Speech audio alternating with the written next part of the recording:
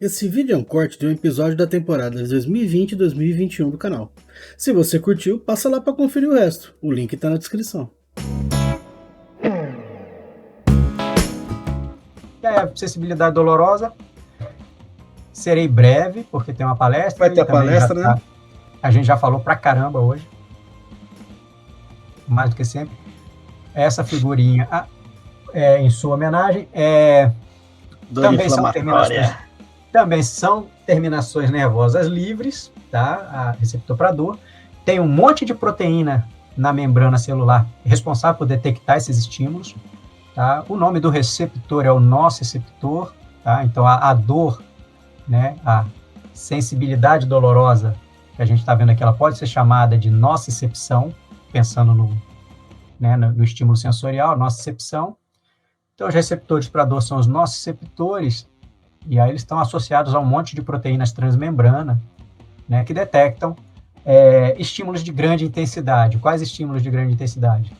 Estímulo mecânico muito intenso, estímulo térmico muito intenso e estímulo químico muito intenso, né? Então, sempre que algum estímulo seja capaz de causar lesão, seja uma intensidade potencialmente lesiva, a gente espera que esses receptores vão ser ativados, né, e vão gerar esse estímulo que vai chegar lá no nosso córtex. Nem precisa chegar no córtex para ter resposta não, tá? Mas, como a gente está pensando aqui na sensibilidade somática, vamos imaginar que eles estão chegando lá. E outra coisa interessante desses receptores é que, diferente dos outros, eles podem sofrer sensibilização, né, que é o caso do processo de inflamação. Então, eles podem ser, a sensibilidade deles, o limiar deles pode ser modificado, por exemplo, por algumas substâncias liberadas durante o processo inflamatório, ou até substâncias liberadas durante o dano celular. Não, potássio, por exemplo. O potássio, ele estimula, ele pode estimular esse receptor e causar dor. Então, aqui a gente tem um exemplo de uma lesão, né, aí liberando substâncias inflamatórias. Então, aqui a bradicinina, a prostaglandina, né, o potássio como uma substância liberada pelo dano celular, né? Então, essas substâncias, elas por si só, elas podem causar dois efeitos. Um é ativar diretamente o nosso receptor, e aí causa dor, e outra é sensibilizar esse nosso receptor. Então, o que você imagina que é a sensibilização? Ele vai baixar o limiar de excitabilidade e torna esse nosso receptor mais fácil de ser ativado. Estímulos menores vão ativar ele como se fossem estímulos maiores. Isso. Então, por exemplo, você está lá com uma coisa inflamada e o cara tocou, já está doendo, né? Então, qualquer toquezinho que antes não doía, agora passou a doer, né? Então, tá com o ombro luxado, aí chega, rapaz! Aí que todo mundo bate mesmo. Né? Então, tem isso, né? E um outro lance aqui que é interessante, né, é que a própria inflamação, não sei se você já ouviu falar disso, Ricardo, talvez sim. A própria inflamação, a gente está vendo aqui, essas duas são fibras associadas aos nossos receptores, né, fibra C e fibra delta, mas a fibra C, principalmente, quando ela recebe um estímulo desses mediadores, né, dessas citocinas, do potássio, ela cria uma resposta que ela libera também, né, CGRP, peptídeo relacionado ao gene da calcitonina e tal, que aumenta o processo inflamatório. Eu não conheço isso. Então a gente chama de inflamação neurogênica. Então, uma inflamação mediada por neurônio. Tem um estudo mostrando isso e tal. Aí eu falei, eu raramente falo desse processo aqui, porque não tem necessidade. Eu mesmo não conheço, tipo, neurônio produzindo mediador pró-inflamatório. Mas ele libera, né, o CGRP, aí libera a substância P, estimula mastócito e tal, e aí você tem uma que a gente chama de inflamação neurogênica, que nada mais é do que uma potencialização do processo inflamatório que já está acontecendo, tá? Então, durante o processo inflamatório, tem parte do processo inflamatório que é mediado por neurônio. Amplificado. Se eu acho o artigo, eu te mando aí para você dar uma olhada por curiosidade. Por favor. Para mim é novidade. Então, é isso. A denervação impede esse processo. Dá uma diminuída no processo inflamatório, parece. Eu lembro que era se usa a denervação para alguma coisa ainda hoje? Não, só para experimental. Ah. Não, que eu já ouvi falar, por exemplo, de cirurgia de denervação para gastrite. Úlcera. Sim. Eu não sei se ainda se usa ou não, mas pra, tem... tipo, desativar o nervo que estimula a produção de ácido clorídrico no estômago. Mas, tipo, diz que é um negócio arcaico, invasivo. Eu lembro que antigamente tinha tinha muita coisa experimental, assim, de você fazer lesão, fazer denervação para coisa. Eu não sei se ainda é feito, não. Né? Mas... Até para sudorese da mão e tal. Né? Mas eu não manjo de clínica. Eu já ouvi falar disso. Então não manjo de clínica como é que está sendo esses procedimentos, não. Vamos lá, então, é isso. Lembrando, os receptores, então, eles podem ser sensibilizados por processos inflamatórios. Então, ele é um receptor que ele responde quando está beleza. Agora aqui, a gente está sendo monitorado para qualquer dorzinha. Inclusive, a gente está sendo ativada. Toda vez que eu mudo de posição aqui para me ajeitar, quem está fazendo eu mudar de posição são nossos receptores que estão detectando a minha permanência numa postura. Então, de forma inconsciente, eles já estão ativando, né, o meu sistema nervoso para que eu saia daquela posição que, de alguma forma, está começando a ser danosa para o meu organismo, né, lesiva. Paciente em coma, por exemplo, não tem isso, né? Acaba comprimindo demais o tecido por ficar muitas horas e dias na mesma posição e necrosa, dá ruim, né? Você tem as escaras de decúbito e tal, né? Então, se você for ver, igual quando você está em pé aqui muito tempo, a primeira coisa que você começa a fazer vai trocando, né? Vixe, gordo faz isso direto, né? Quantas vezes já troquei da cadeira desde que começou? A gente toda hora aqui muda a banda. A gente muda a banda da bunda aqui na cadeira para... Mas quem está fazendo... Então, isso a gente faz de forma automática, mas quem está sinalizando a gente a hora de mudar são os nossos receptores. Né? Então, a gente parte desde de um ajuste simples desse, inconsciente, a percepção da dor consciente e até a uma sensibilização mediada por um processo inflamatório que diz, olha, proteja esse membro agora durante um tempo que a gente precisa trabalhar aqui para recuperar ele. Então, para de sair andando aí, de mexer essa articulação aí por um tempo aí, dá uma protegida nela aí para a gente trabalhar aqui, né?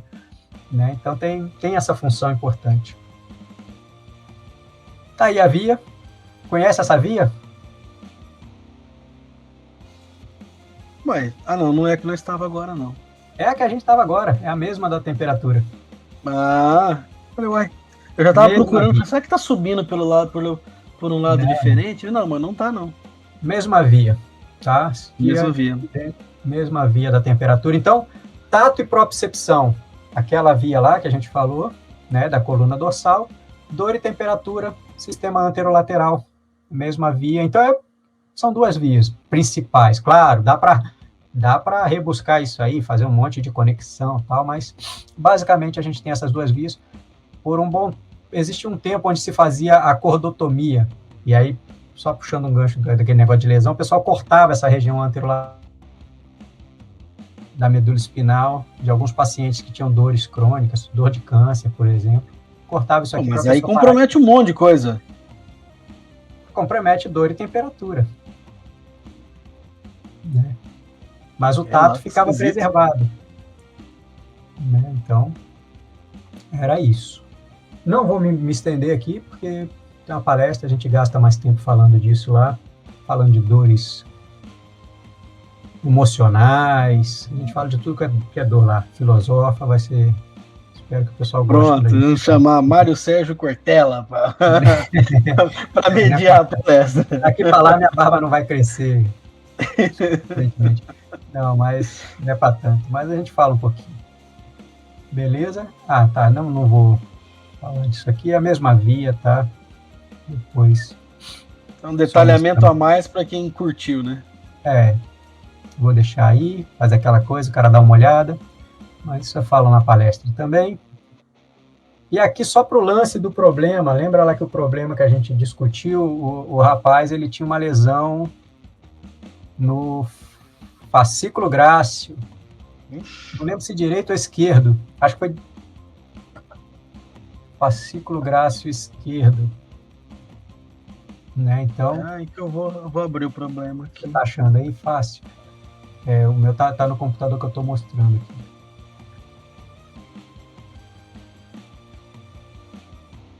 Eu sei que é fascículo grácil, eu não lembro se é esquerdo ou direito. Uai. Não, eu achei aquele aqui, né? Quando que eu botei no pergaminho, meus alunos não conseguiram ler o que estava escrito no negócio do pergaminho. Esse tá no manual, né? Tá.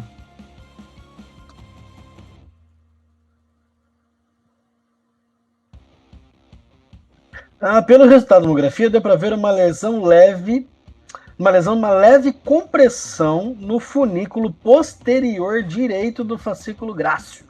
Tá aqui, direito.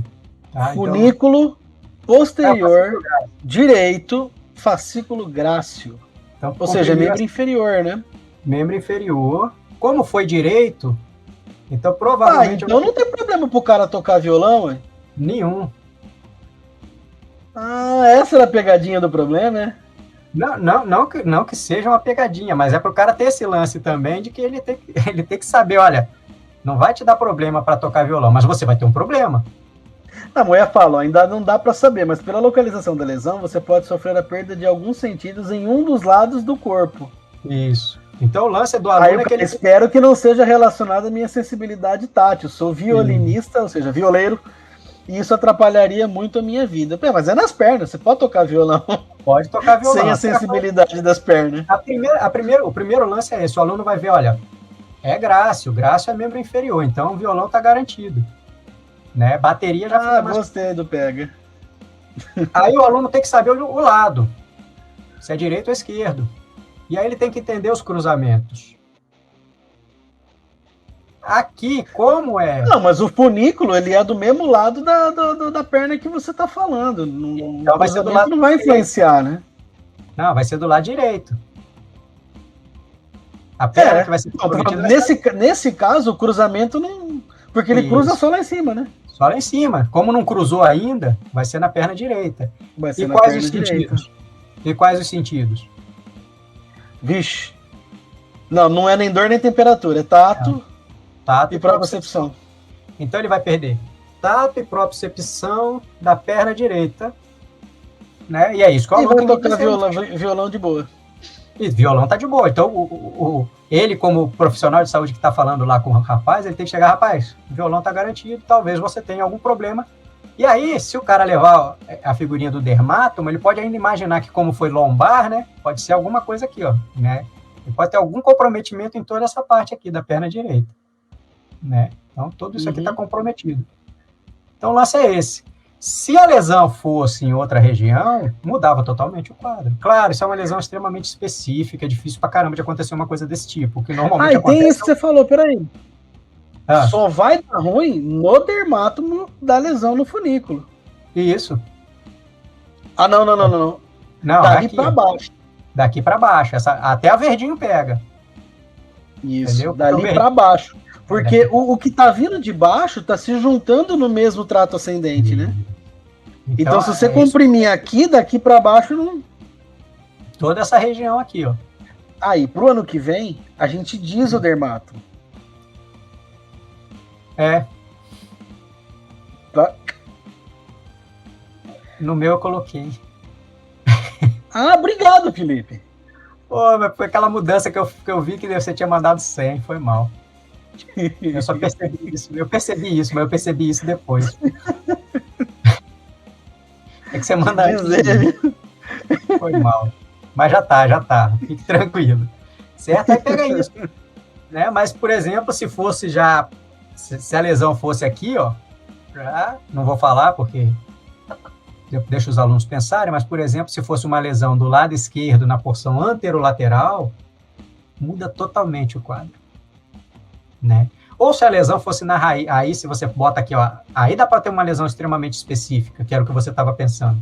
Se a lesão for aqui, ó, aí pega o dermátomo da raiz nervosa. Não pega para baixo, não pega para cima, pega no local. Então você fala, uma lesão na raiz nervosa que inerva o dermátomo X. Aí você consegue pintar no bonequinho ali a área que vai ficar comprometida. Que é o que às vezes acontece quando você tem uma compressão por hérnia, né? O bico de papagaio, qualquer coisa, dá umas pane assim. Então, o cara conhecer esses caminhos, saber onde entra, onde sai, o que é motor, o que é sensorial, ele é importante para o cara saber a clínica do negócio, né? Vamos dizer, o fenótipo da doença ali, olha, o que vai acontecer quando eu olhar para o cara ali. O cara, tô sentindo uma dormência aqui na parte interna da coxa. Então já dá para o cara pensar um monte de coisa. Né? Digo isso não para ensinar. A minha ideia aqui não é ensinar clínica, mas atentar para que o aluno se atente o como é importante entender. Cadê? Essa brincadeirinha aqui. Isso aqui é importante para caramba para o cara entender. Vai ser cobrado no futuro. Né? Então, isso aí. É isso. Mas agora você gostou mais do problema? Agora eu gostei. Agora eu gostei. Viu? Mas faltou a sensibilidade do negócio mesmo. Porque eu li o problema, eu estudei o conteúdo de maneira crua, sem tentar fazer relação com o negócio, entendeu? Sim. E aí faltou aquela percepção de ligar o nome e a pessoa falou, puta merda, é isso, velho. Se eu tivesse me ligado disso um pouco antes, a semana era outra. Rapaz, não. O nome disso é aprendizagem significativa. Eu espero que os alunos percebam isso antes daqui para o fechamento, para quando eles já fecharem falando isso. Às vezes. Senão também eu não vou falar no meu fechamento, vou deixar eles ver o vídeo depois. Deixa ver o vídeo. Beleza? Acho que é isso, cara. Eu acho que. Não, é uma figura. Pronto, essa é uma figura legal das vias, mostrando que essa organização que eu falei que a medula espinal, ela está bem organizadinha. Então, aí as vias ascendentes do lado direito e as vias descendentes do lado esquerdo. Então, ainda tem as vias descendentes. Tem toda uma série de neurônios que são os motores. Tá?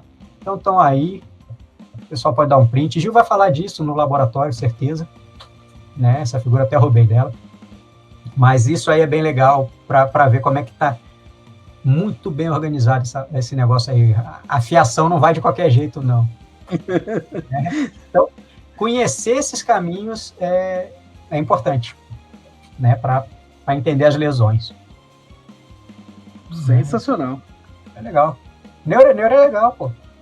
Neuro é legal, né? Só precisa entender.